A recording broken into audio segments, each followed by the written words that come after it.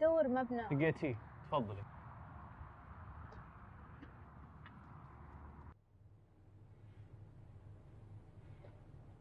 ثواني بس.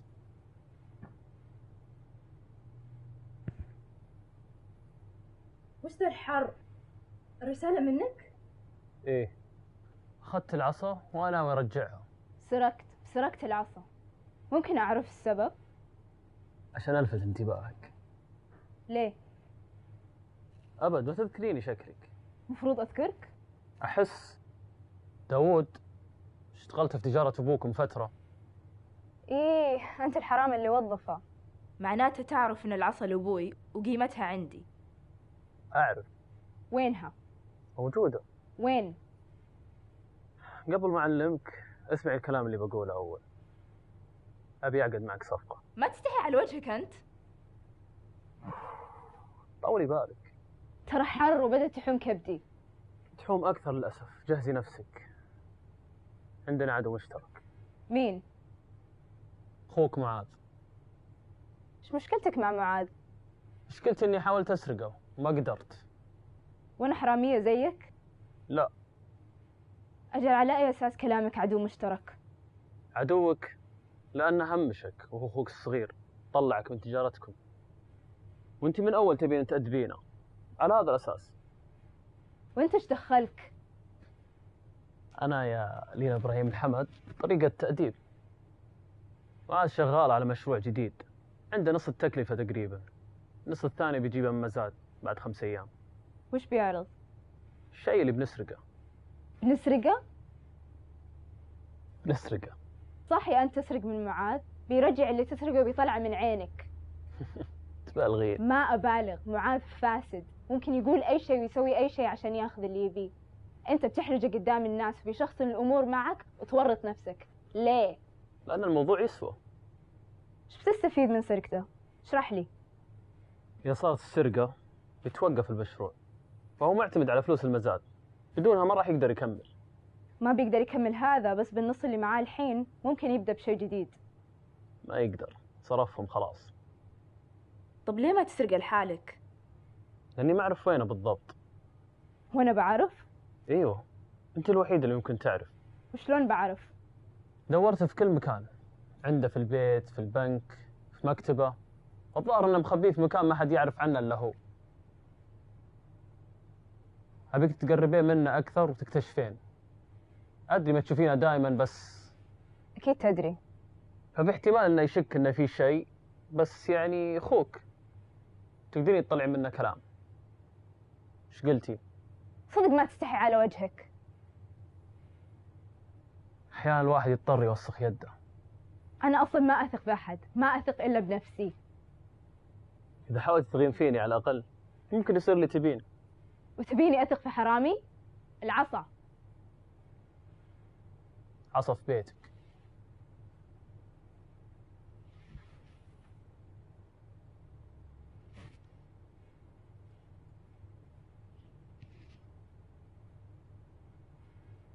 وافقت.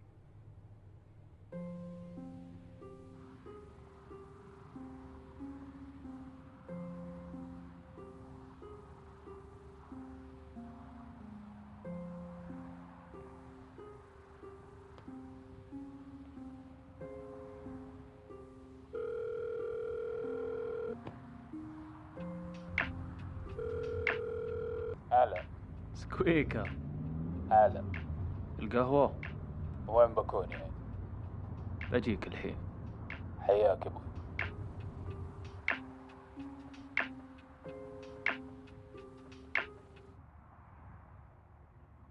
بطلع لك فوق.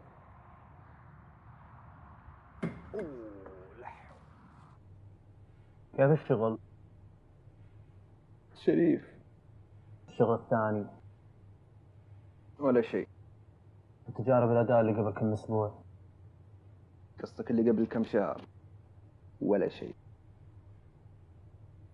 يعني لازم أقول أبي قهوة عشان تجيب؟ انقلع. أقول استح. يدك على 23. والله. ايش عندك؟ تراك صاير منفس طول الوقت من يوم وقفت دخان. خلاص. تبدأ ما أقدر أطول، بمر موها المطار.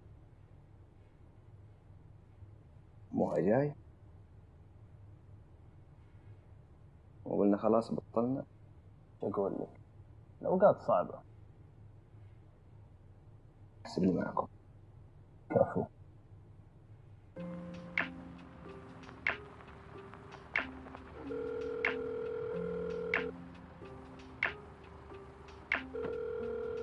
هلا موها.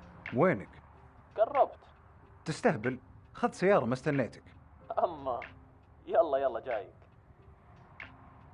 هذه آخر مرة أقول لك تمرني فيها المطار. دائما تقول آخر مرة. كلمت سكويكا؟ إيه تمدى خلاص. اكتمل عدد كذا. باقي واحد بس. أعرفه؟ لا جديد. واللستة؟ ليلة تجيك. كفيك يومين أكيد. لو ما يكفيني ما جيت. كفو.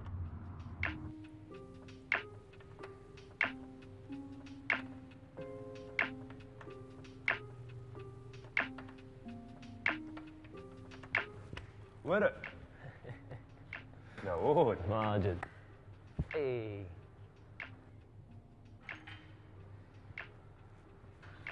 ما شفت السيارة فيها شيء. مو جاي عشان السيارة. طيب دقيقة بجيب دخان. كيف الشغل؟ أبد. وإذا قلت لك إنك ما راح تحتاجه بعد اليوم؟ شغل. إيه بس فيها مجازفة. ودي أقول لك ما عندي شيء أخسره، بس عندي شيء أخسره. يدك خفيفة والسرقة تسوى. من الهدف؟ معاذ الحمد.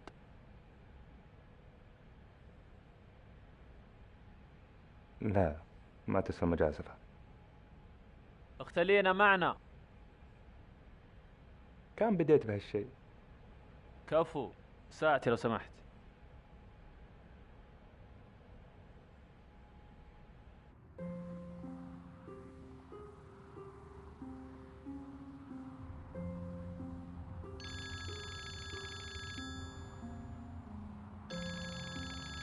هلا.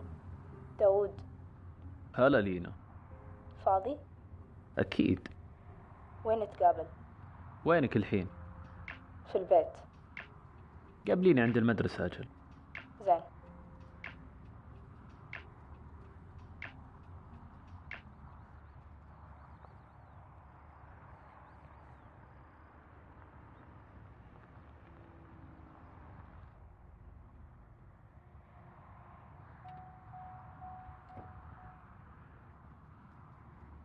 لقيت المكان.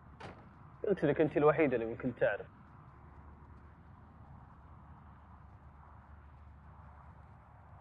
هذه أرض المشروع. أرض فاضية. يعني دافنة؟ إيه. وين بالضبط؟ هذه ما قدرت أعرف. بس الأرض كبيرة.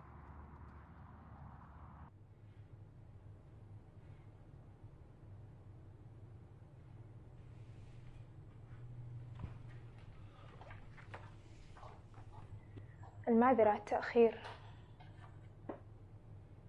لينا الحمد. بعرفك على الفريق. ماجد. موها. سكويكا. موها مهند؟ هنا. وانت؟ بس كويكا. خل نبدأ. معاذ الحمد حبيبنا بيبني سينما زي ما قلت لينا. عنده نص راس المال والنص الثاني بيجيبه من تمثال الصغير.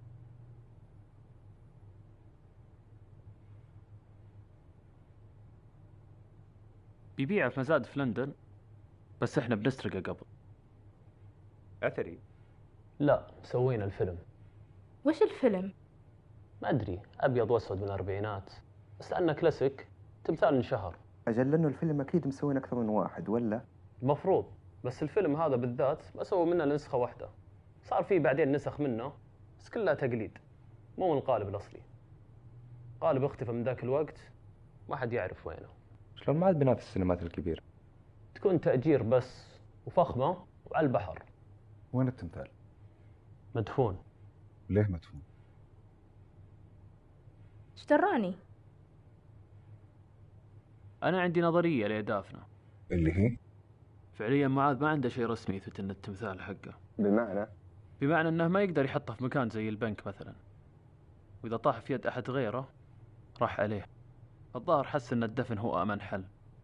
شلون بيبيعه في المزاد أجل؟ في هذه مرتب وضعه معهم. طيب وين مدفون؟ في أرض السينما. يعني بس بنحفر ونطلعه؟ مو بهالسهولة، ما ندري وين مدفون بالضبط، والأرض كبيرة. كم يعني؟ كبيرة. ومتى بيرسل للمزاد؟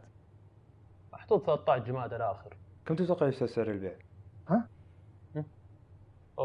26 يناير. اوه، يعني باقي 4 أيام مع اليوم ولا؟ بالضبط. أقدر أقول لك عن قيمته بالسوق، وأعرف واحد شراي على ضمانتي. كم قيمته؟ 5 مليون استرليني، يعني بالريال؟ قريب 25 مليون. ايه هذا الكلام الزين. أي أسئلة ثانية؟ تمام. أول شيء بنسويه الاستطلاع. لينا هذه مهمتك، نحتاج نعرف تحركات معاذ، ايش يسوي بيومه، وين يروح وين يجي. أراقبه يعني. بالضبط، بس ما تقدري لي بسيارتك. موها ما عنده سيارة هنا، وماجد سيارته يستخدمونها أهله. سكويكة بقى أنت. تعرفين تسوقين قرعادي؟ أبد. خلاص أنا راقبه. لا، أنت بيك معنا في أرض المشروع. حاولي تتذكرين اللي قلت لك، والفرق بسيط أصلا، بدل من السيارة عليها تغيير الجير بيكون عليك. طيب يلا.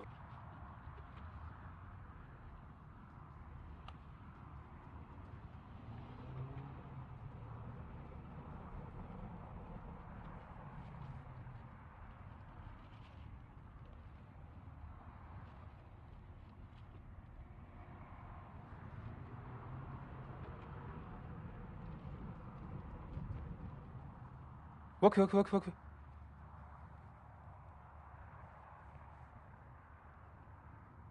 مو قلتي ما تعرفين غير عادي؟ إيه، وهذا ايش تو؟ أنا سريع التعليم. ثاني شيء المواصلات، نحتاج سيارة تكفينا كلنا مع الأغراض. ماجد هذه عليك. مو انت قلت انها بتخلص اليوم؟ قلت صحيح، بس طلع في مشكلة ثانية، والقطعة طلبناها لك، يبينا كم يوم على ما توصل. كم يعني؟ كم يوم؟ كم؟ 2 3. وينها طيب؟ حاطينها ورا على ما توصل القطعة، والمكان نحتاجه.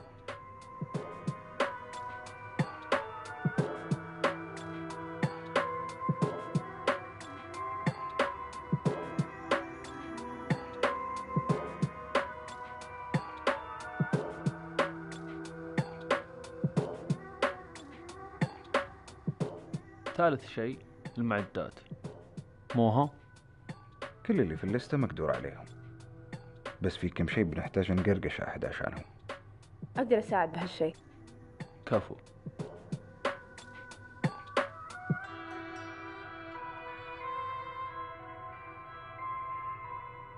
رابع شيء والمهمة الرئيسية الكسح. هذه علينا كلنا ما عدا لينا. نسوي كسح كامل للأرض لما نلقى مكان التمثال. التقسيم بيكون على 4. فكرة أن نغطي أجزائنا بنفس الوقت. أسرع ب4 مرات. هذا اللي نبيه.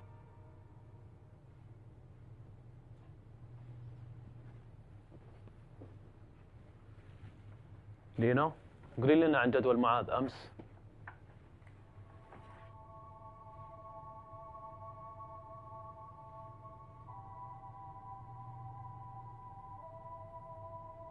أول مكان راح للمكتب، جلس 1.5 ساعة تقريبا. بعدها راح المقبرة. طليت وشفته عند قبر أبوي. غريب. وليه غريب؟ معاذ مشاكله مع أبوي واجد، وصلت المشاكل لدرجة إذا جلس معاذ تنتهي تجارتنا، فمشاه أبوي، وعن النهاية صاروا ما يكلمون بعض. طيب. بعدها راح لأرض المشروع، جلس هناك 10 دقايق يمكن. وبعدين رجع البيت. طيب، لازم نتوقع الأسوأ نبي مر الأرض كل يوم، يمكن أكثر من مرة باليوم لين يوم الشحن.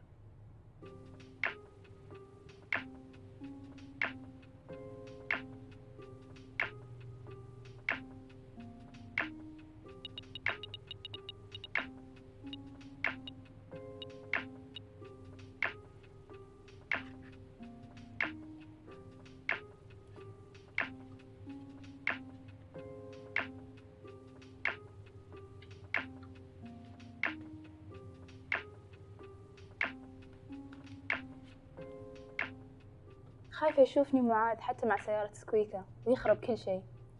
لا لا لا لا، هذه ربكة البداية بس. أهم شيء تقربين منه مرة أمورك تمام.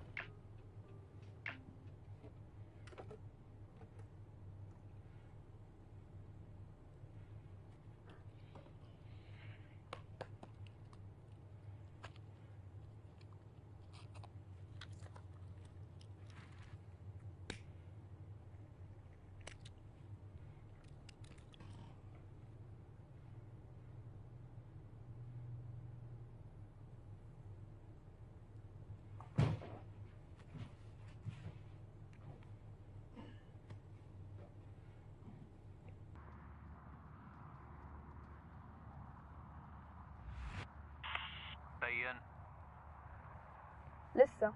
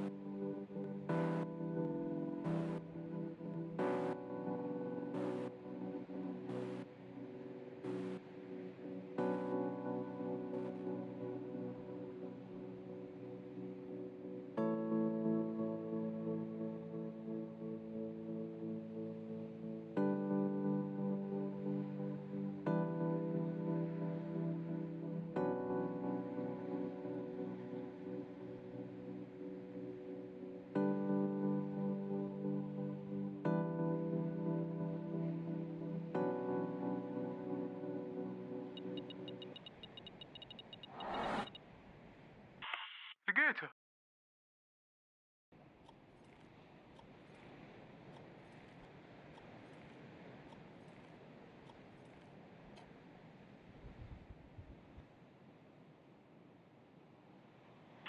بشرو ما لقاه. خط الحفرة.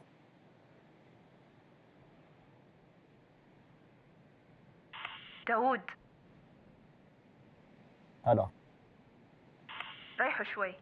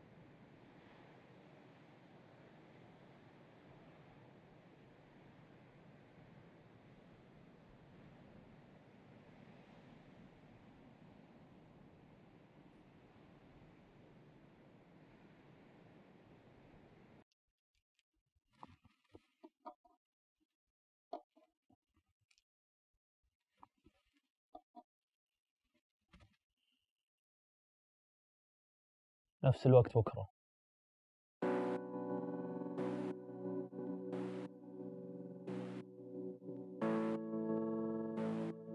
داوود هلا. جايينكم 15 دقيقة. طيب سمعتوها 15 دقيقة.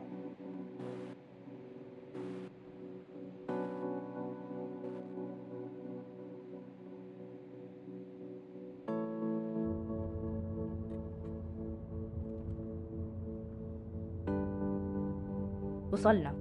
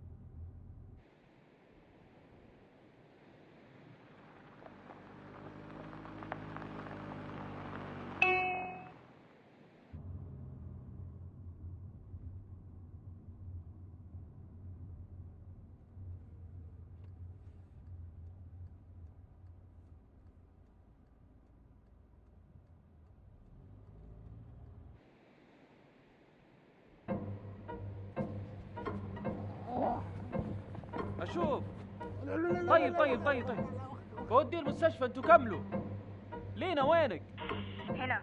قرب السيارة. فين؟ سكويكا تعور.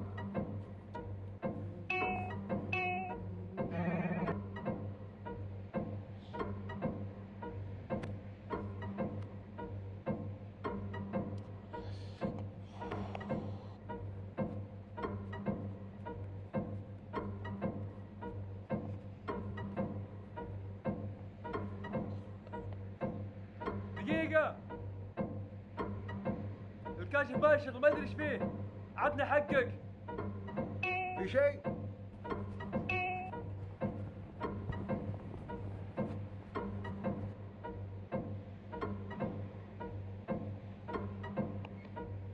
دقيقة، حقك ما يشتغل بعد. يا ليل. خذ لك سكويكا.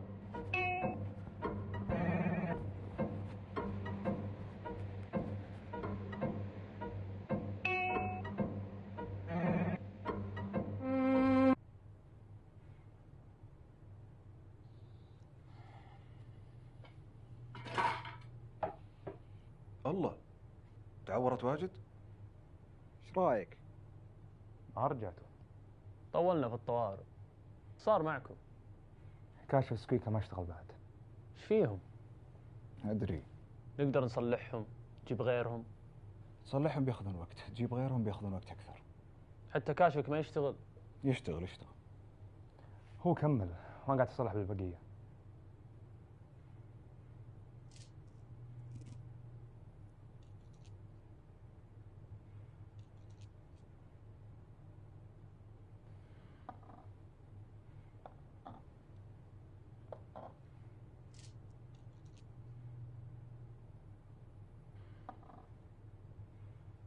بس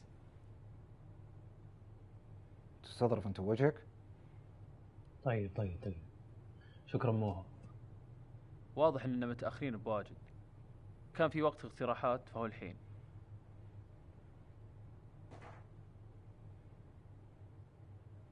ولا شيء؟ أنا عندي شيء أقوله بس مو اقتراح. معاذ شكله شافني. شافك؟ مو متأكدة بس شاكة شوي. انت حسيت انه شافك؟ هو ماشي آخر شيء قبل المستشفى. نقدر ناخره. هو بكره بيشحن التمثال صح؟ نحاول ناخره لين ما نلقاه، وبكذا شرينا لانفسنا وقت زايد. وشلون بتأخره؟ ايش فيك؟ نعم. ايش؟ لا دقيقة. لا.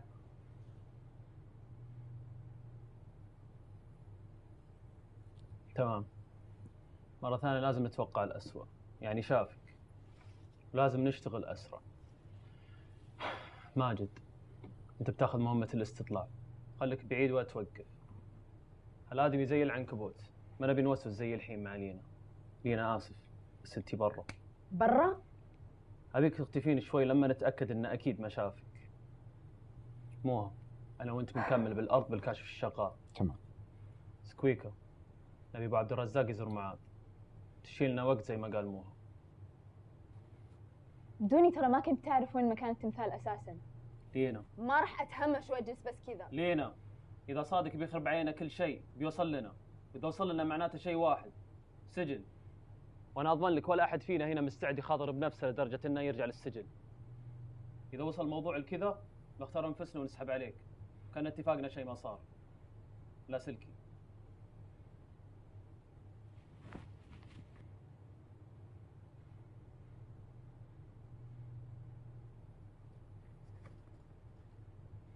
أعطيك خبر لما نخلص. تذكري لينا، ثقة.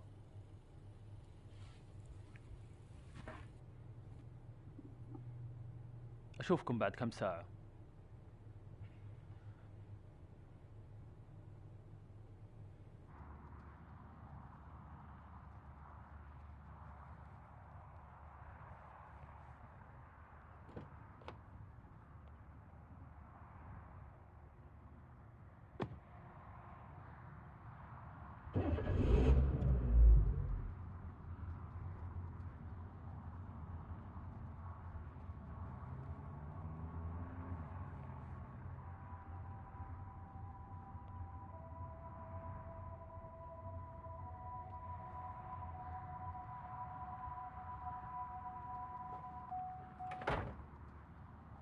شوف من جاي يصلي. ليه ما أجي أصلي؟ أنت اللي مثلك ما تنقبل صلاته، ما تنقبل. عاد تنقبل منك أنت. عجيب عجيب والله. يقول أغام الصلاة.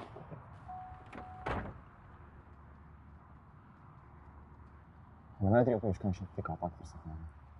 اللي مثلك ما يستحقون فرصة ثانية. أجل تبي تبدأ من جديد وعندك أفكار تجارية ما شاء الله. ما حد عرف لك زيي. والحين لما مسكت كل شيء كل صار بصفي. حتى أبوي صف معي الحين. عليك بالعافية. خلصت؟ إيه. ممكن؟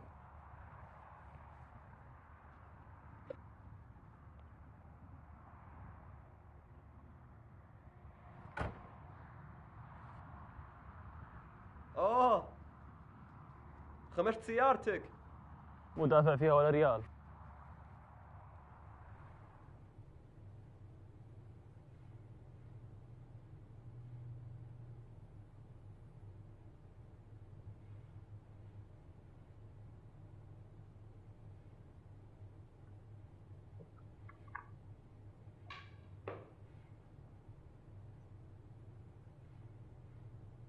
هلا يبا، معك ابو عبد الرزاق. يبا معك ابو عبد الرزاق. هلا يبا، معك ابو عبد الرزاق. مين؟ ابو عبد الرزاق، ابو عبد الرزاق. يا شوف معاذ ولد حج ابراهيم. ايش دعوه يبا؟ ادش ولا امشي؟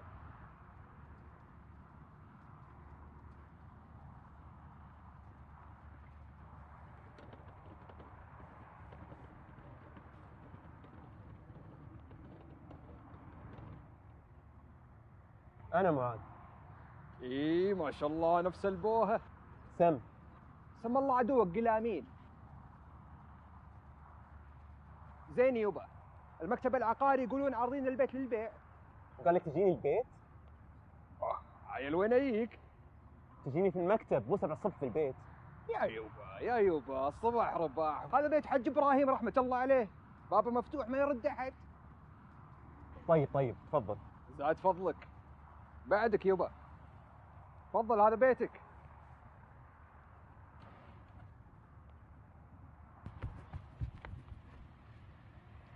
تعرف الوكر.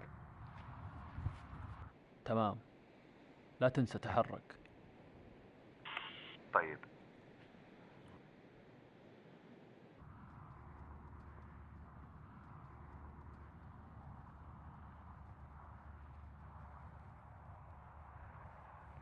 إيه قبل كنت أجيكم ويا أبوي بالعيد، كان حيل صدق حج إبراهيم الله يتغمد روحهم يميع. وش ذاك الهلا، وش ذاك الشوكليت، وذيك القهوة والتقديم. كل عيد أقول خلنا نسير على حج إبراهيم عشان حلاكم. إلا على طاري حلا، لا قهوة لا شاي، إيش دعوة يبا؟ مو مسوين، كنت طالع مستعجل. إيه خلهم يسوون. بيطول. شو ورانا؟ قول حميد يسوي قهوة. والشوكليت.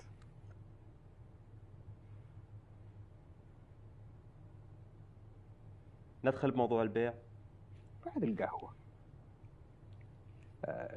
إلا خليني أقول لك على سالفة صارت لي مع أبوك هنيتم بالمجلس، تموت ضحك.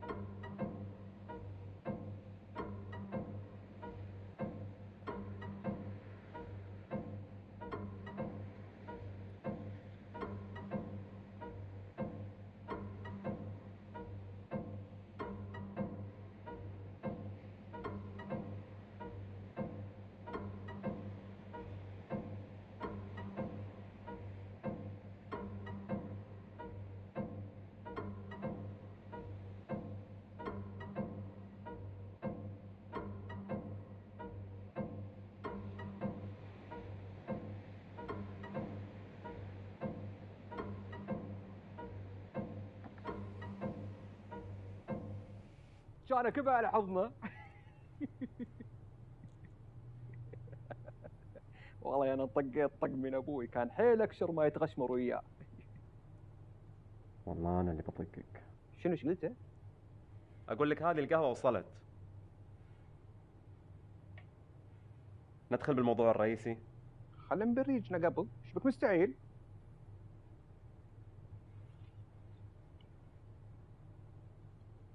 ندخل فنيجين. ها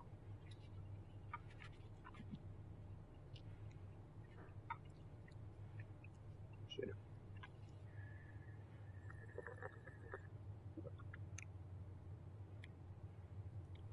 تميرة ثانية.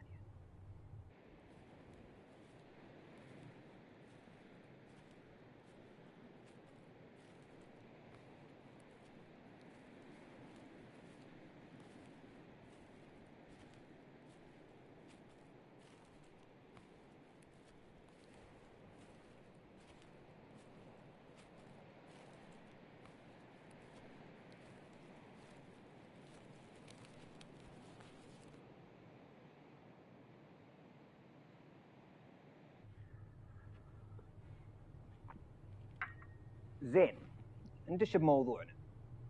السعر اللي انت حاطه 24 مليون، سعرك هذا كن في لعب في الحسبة. شو تقول انت؟ اقول في لعب في الحسبة. انت حاسبه يوم كان المتر ب10,000. عجيب. شو العجب؟ الحسبة سهلة. الأرض 2400 متر، والحين الأرض نازلة تقريبا السعر المتر الآن ب5000. المفروض الآن نص السعر 12 مليون مو ب24. ال 24 تشمل الارض والبيت.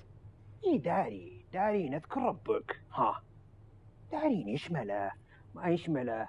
البيت قديم يا ابن الحلال ويحتاج له تنظيف وتوظيف من جديد.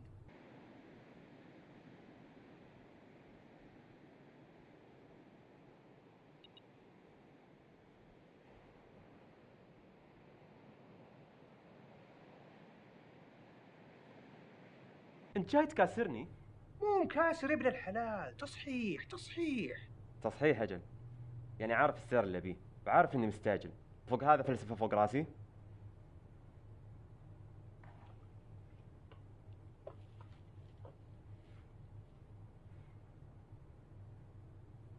تعوذ من ابليس. توكل.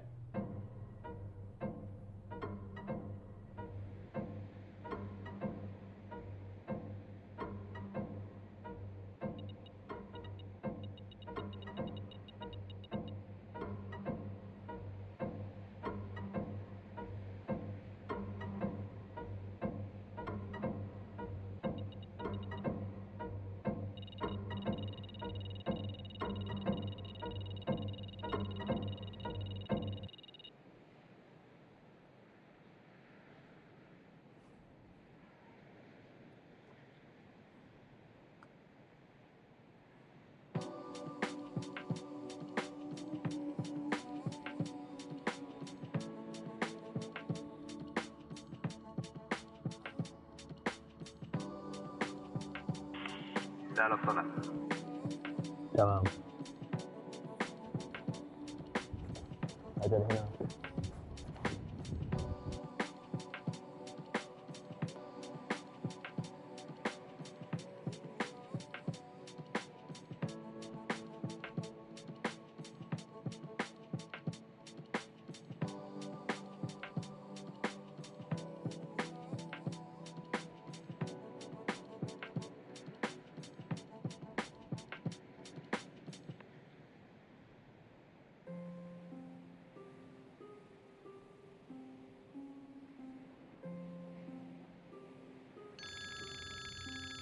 لينا. هلا داود. مبروك، لقينا التمثال. تقابل في المستودع. يلا جايتكم.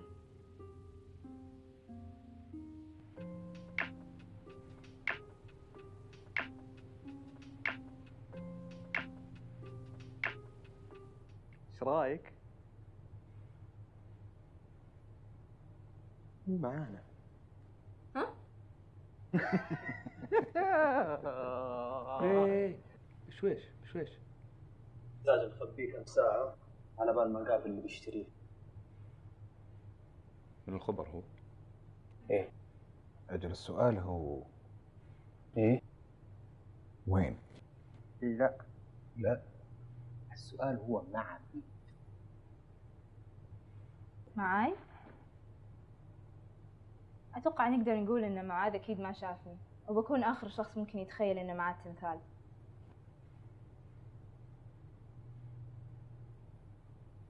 حد عنده اعتراض على الكلام؟ تمام، أكلمك بعد كم ساعة عشان المراقبة.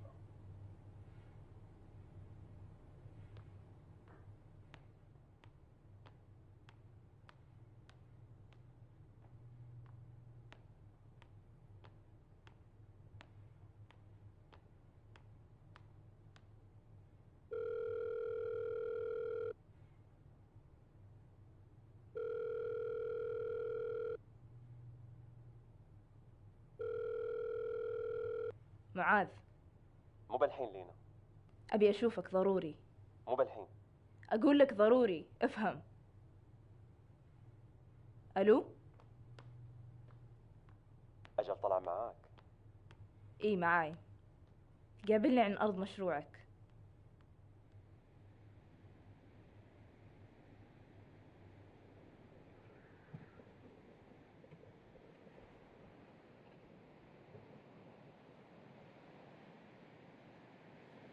والله اللي كنت حاس جيتك ذاك اليوم وراها شيء.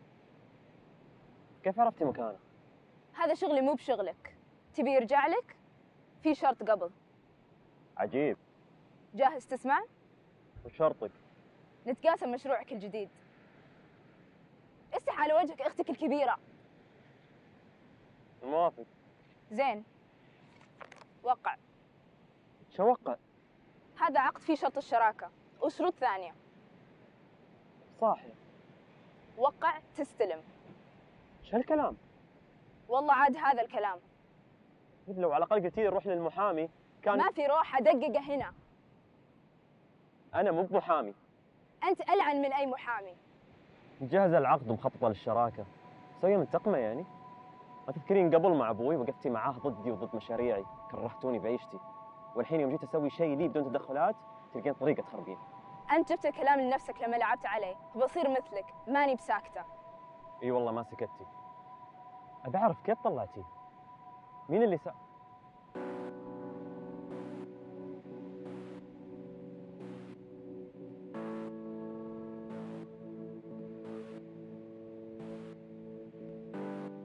جو المشحون هذا يذكرني بآخر مرة ثلاثتنا اجتمعنا فيها. معاذ، لينا. ليه لينا؟ ما لقيت إلا هذا؟ الرسالة هذه من مين بالضبط؟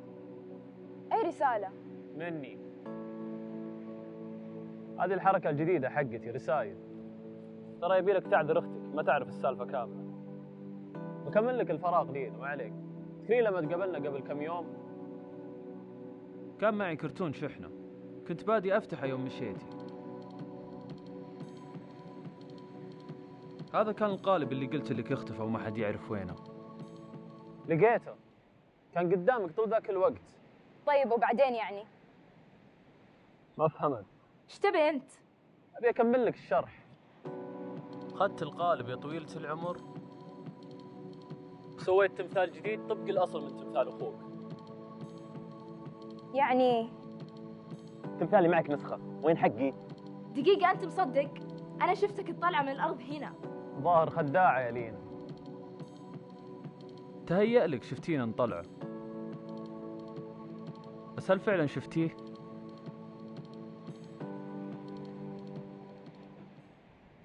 نسخة والله، لا تتعبين نفسك. كيف عرفت إني بكلم معاذ من وراك؟ لأني أخذت بنصيحتك، أنا ما أثق إلا بنفسي. خططي تحضير التمثال اللي معك من أول، عبدنا لك الطريق وسلكتيه. شلون عرفت مكان الأخير؟ أنت تكبرك وتعاليك اللي فضحك، لكن أنت غيرتك. بالله. لما قلت لي عند المسجد إن حتى أبوك مخليه يساعدك روحياً، زياراتك له اللي طلعت فجأة، ما استوعبت معنى كلامك إلا بعد ما مشيت، بس قلت مستحيل أحد يسويها. لكن قررت ما استبعد الفكرة أن السالفة فيها واحد خنزير مثلك. ايش سوى؟ غير مكان الدفن من الأرض قبر ابوه. يوم قلت لماجد تحرك وانت تستنى سكويكا كان تمويه عشان يختفي شوي ويروح المقبرة. وانا وامها كنا نمثل ان لقينا التمثال زي ما صرتي تعرفين الحين. لا طلع تمام. سكويكا كان يماطل لماجد مو لن. صدق هالكلام؟ استعد اراهن انه غير مكان الدفن من اول ما عرفتي انه مدفون بالارض هنا. اختار المقبره لان المكان الوحيد اللي ما تقدرين تدخلينه. اجل عرفتني. ليه اخذته من الاساس؟ لا تسوي نفسك بريء وما تدري. ترى السالفه طالت وانا مو فاضي لواحد مثلك. مو فاضي لواحد مثلي لكن فاضي تخرب سمعته من وراه. ما اصدق. اخذته عشان كذا؟ تستهبل انت؟ لان اول مره حاولت معك وما فاد. هذه المحاوله الثانيه. اذا كان قصدك تخريب السمعه اني قلت اللي بيستثمر في فكرتك انك حرامي ولد 60 حرامي فاعتبره تخريب سمعه، اعتبره اللي تبي. اما انا فاعتبره اني كنت صادق معه، قلت له عن حقيقتك. حقيقتك مشكلتك. تخترع كلام كذب وتقنع نفسك وغيرك فيه غريب. تعرف ان حياتي كلها متوقفه على سمعتي. فكل اللي ابيه مقابل ان تمثالك يرجع لك انك تصلح الضرر اللي سببته. بس ايش قلت؟ مشكلة العداوة اللي بيننا بدت من سوء تفاهم. لا تروح هناك. أبوك عمره ما استبدلك فيني. قلت لا تروح هناك. أنت كنت تتخيل هالشيء وشوف وين جابنا الحين. كل أحد يستحق فرصة ثانية، هذه هي. وافق. ما أنت خسران شيء. التمثال الحين. تمثال في صندوق سيارتي.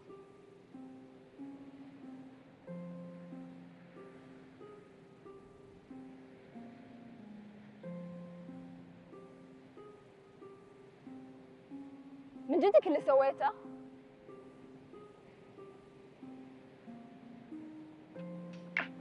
داوود!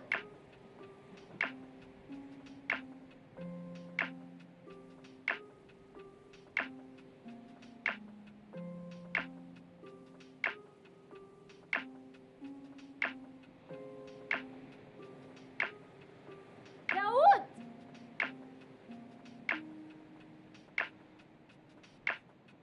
التفاصيل بتجيكم بعد شوي، لكن الوضع بالنسبة لكم انتم الثلاثة كالتالي. أنا أحتاج مساعدة أشخاص أثق فيهم. إذا وافقتوا تساعدوني تكونوا وافقتوا على احتمالية نجاح العملية. أنا أعرف معاذ زين، على الأغلب بيعاند ما بيرجع له التمثال، بنتقاسم فلوسه. بس لو صارت معجزة ومعاند التمثال بيرجع له. هذا قصدي بالاحتمالية.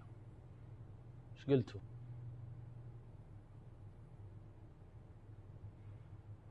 توقيتك تقول ان هالكلام مستحيل يكون أسوأ، لكن الاحتمالية هذه أحسن شيء صار لي بفترة طويلة. عن نفسي موافق. موافق. إيش قلت ماجد؟